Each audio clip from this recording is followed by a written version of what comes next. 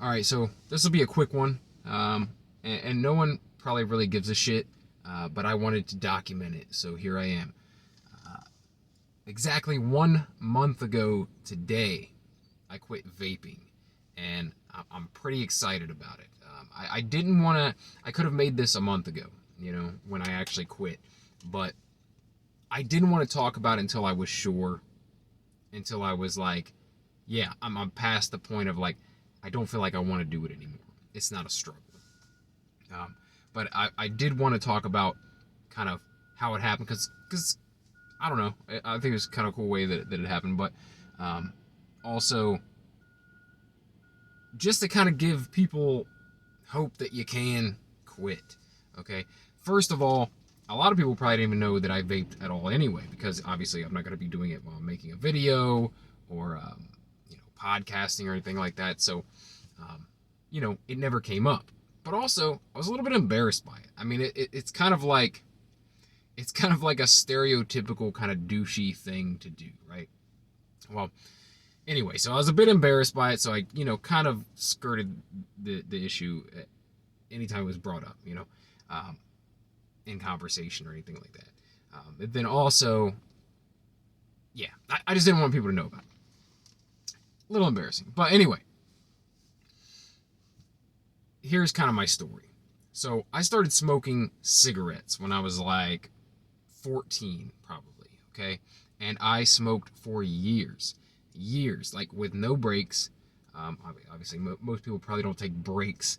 But I didn't even try to quit for a really long time, probably until I was in my mid 20s. Um, I quit for a little bit, but I was chewing nicotine gum. But eventually, I kind of went back to it. And then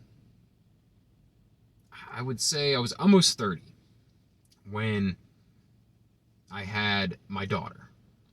I already had my son. He was like 3 years old. Then I had my daughter. And I don't know, it was just getting to be time to like quit, right? But I had discovered vaping. And I'm like, oh, it would be easy. This will be easy. Because now I could just switch to this other thing that's basically the exact same thing.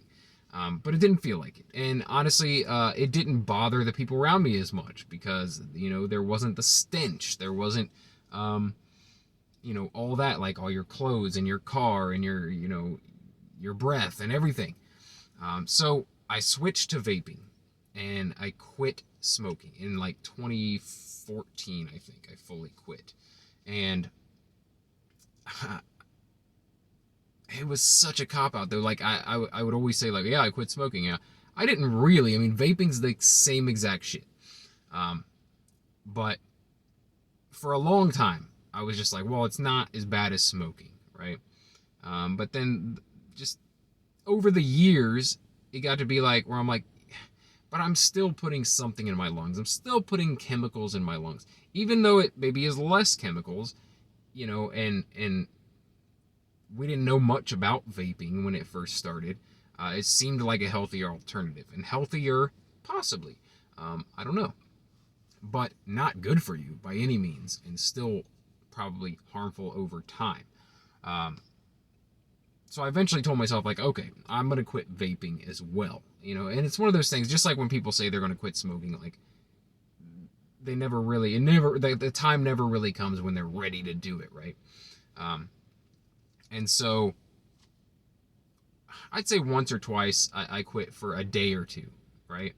Um, Basically, when I ran out of juice and couldn't get to the store, didn't have the money to buy it for a couple of days, and I'm like, oh, maybe I'll just quit. And then no, I didn't. As soon as I had the money again or the opportunity again, I did it. I went and bought more. Um, but what I did do is I started chewing nicotine gum again. I was like, okay, well, this kind of worked at least temporarily with the smoking before. Maybe it'll work for vaping.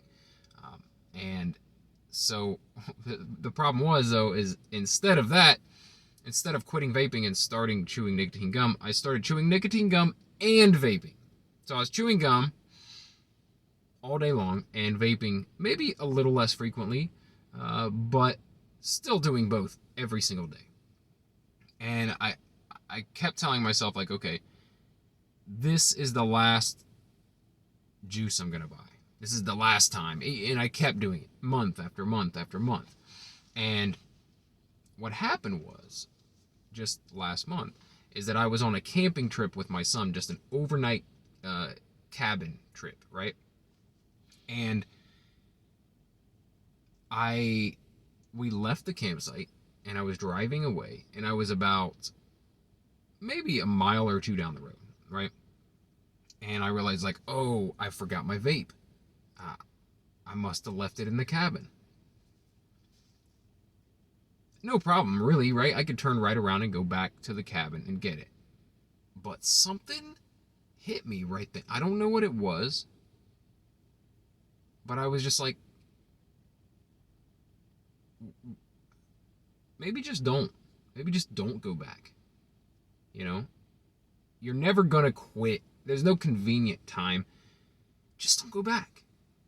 Just don't go back. And that's like the most expensive part of the starting vaping is, right, like buying the vape itself, buying the device.